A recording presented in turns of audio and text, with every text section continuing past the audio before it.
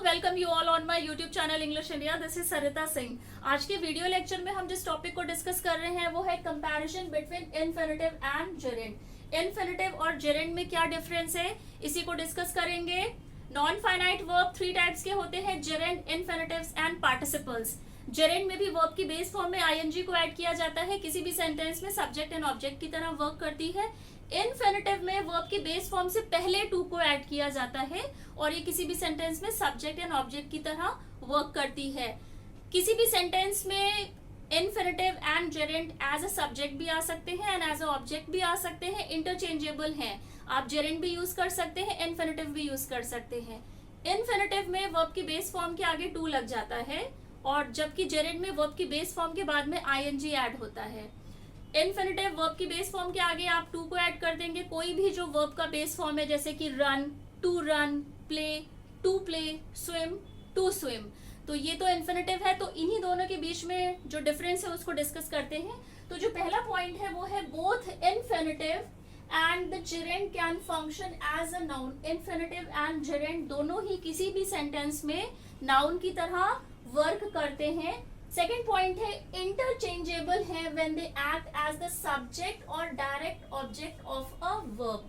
Interchangeable होते हैं infinitive and gerund, means कि आप सेंटेंस में इन्फिनिटिव का भी यूज कर सकते हैं as a subject and as an object, and आप जेरेंड को भी यूज कर सकते हैं किसी भी सेंटेंस में as a subject and as an object. Interchangeable हैं दोनों ही, क्योंकि वर्ब को हमेशा ही एक सब्जेक्ट एंड ऑब्जेक्ट का रिक्वायरमेंट होता है एक सेंटेंस में।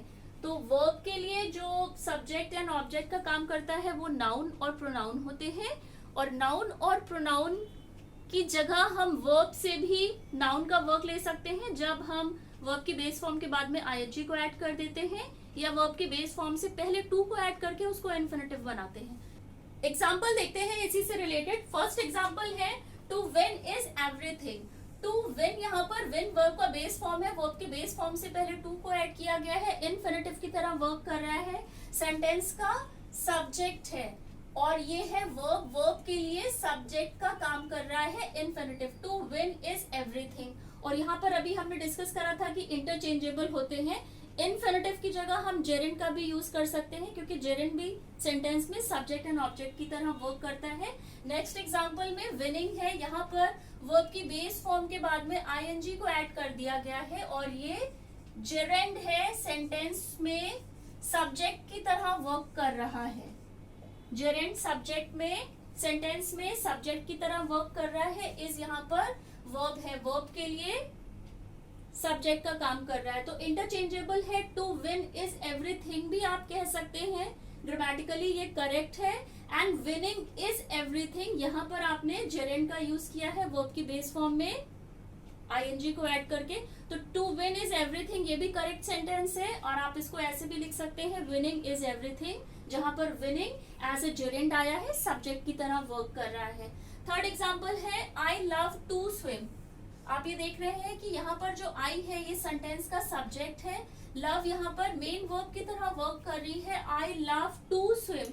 टू स्विम यहाँ पर वर्ब की जो बेस फॉर्म है उसमें, उससे पहले, सॉरी, जो वर्ब की बेस फॉर्म है उससे पहले जब टू को ऐड कर देते हैं तो वो इन्फिनिटिव का वर्क करती है।